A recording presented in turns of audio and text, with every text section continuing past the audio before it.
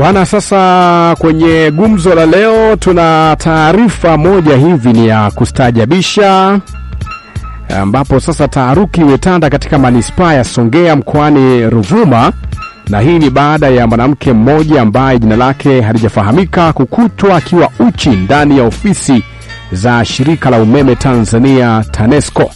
Inadaiwa kwamba mwanamke huyo alikuwa akisafiri kwa ungo masuala ya ushirikina haya kutoka Masasi mkoani Mtwara akielekea wilayani Nyasa, lakini alijikuta akianguka katika eneo la ofisi hizo.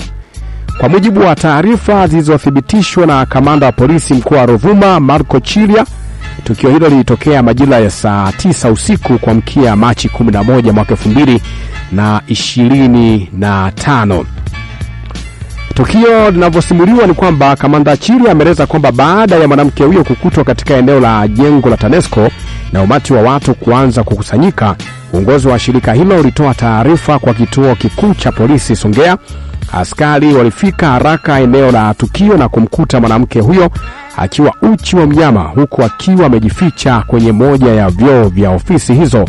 Baada ya mahojiano ya awali, maafisa wa polisi waliamua kumpeleka hospitali ya mkoa wa Songea kwa uchunguzi zaidi ili kubaini hali yake ya kiafya, hasa ikiwa ana tatizo la afya ya akili. Kwa sasa amelazwa katika wodi namba 8 akisubiri uchunguzi wa kitaalamu.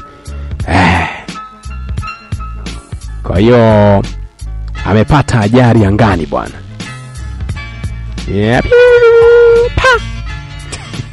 Kajikuta yuko kwenye ofisi shirika la umeme nchini TANESCO huko mkoani Ruvuma.